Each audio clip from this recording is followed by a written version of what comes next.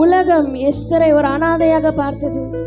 அவள் தகப்பனற்றவள், தாயற்றவள், அவள் ஒரு அனாதை என்று சொல்லி உலகம் பார்த்தது. ஆனால் என் தேவனோ அவளை பார்க்கும்போது ஒரு ராஜஸ்ரீயாக பார்த்தார். உன்னை கொண்டு நான் பெரிய காரியத்தை செய்ய போறேன்னு சொல்லி எஸ்தரை தேர்ந்தெடுத்து, அனாதையாக இருந்த எங்கேயோ கடந்த எஸ்தரை தேர்ந்தெடுத்து ஆண்டவர் ராஜாசனத்துல போய் ராஜா அடுத்த நிலையில உட்கார வைத்தார். அதுதான் ஆண்டவர் நம்மை கொண்டு செய்கிறதான மகத்துவமான கிரியைகள். ஹல்லேலூயா. உலகம் நம்மளை பார்த்து ஆகாதவன், தள்ளாதவன், ஒதுக்கப்பட்டவன், உதாசீனப்படுத்தவன் எல்லாம் பண்ணியிருப்பாங்க. ஆனா ஆண்டவர் நம்மளை உயர்த்தி வைக்க அவர் வல்லவராய் இருக்கிறார். அடிமைத்தனத்துல இருந்த யோசேப்பை பார்த்து இவன் அடிமை, இவன் ஒன்னுத்துக்கும் பிரயோஜனம் இல்லாதவன் சொன்னவங்கலாம் யோசேப்பு இப்ப 2ஆம் அதிபதியாக வந்தான். எல்லா தலைகளும் அவனுக்கு முன்பதாக வணங்கி நின்றது. ஹல்லேலூயா. உலகம் பார்க்கிற விதமாக ஆண்டவர் நம்மை பார்ப்பதில்லை.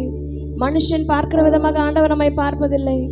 உலகம் ஆபிரகாமும் சாராளையும் ஒரு மலடியாக, பிள்ளை பெற பாக்கியம் இல்லாதவர்களாக, பிள்ளை பெற தகுதியற்றவர்களாக பார்த்தது. ஆனால் ஆண்டவரோ ஆபிரகாமையும் சாராளையும் பார்த்து, நீ திரளான ஜாதிகளுக்கு தகப்பன், நீ திரளான ஜாதிகளுக்கு தாய் என்று சொல்லி அவர்களை உயர்த்தி வைத்தார். அவர்கள் மூலமாக பெரிய பெரிய ராஜாக்கள் எழும்பினாக, அவங்க மூலமாக பெரிய ஜாதிகள் எழும்பியது. அதுதான் ஆண்டவர் செய்கிற கிரியை. நம்மை கொண்டு அவர் பலத்த காரியங்களை செய்வார்.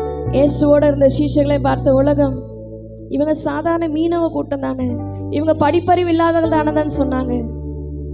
ஆனா அதே உலகம் அவர்கள் செய்கிற அற்புதங்களையும் அவர் செய்கிற ஊழிகளையும் பார்த்து, இவர்கள் அப்போஸ்தலர்கள், இவர்கள் உலகத்தை கலக்குகிறவர்கள் என்று சொல்லி அறிக்கை செய்தது. நம்ம படிப்பறிவு இல்லாதவர்களா இருக்கலாம், நம்ம உபயோகமற்றவர்களாக இருக்கலாம், ஆனா கர்த்தர் நம்மளை தெரிந்தெடுத்ததுக்கு ஒரு நோக்கம் உண்டு. நம்மளை இதே நிலைமையில் அல்ல, இதை விட ஒரு ஸ்டெப் மேல உயர்த்தி அவர் அழகு பார்க்கிறவர்.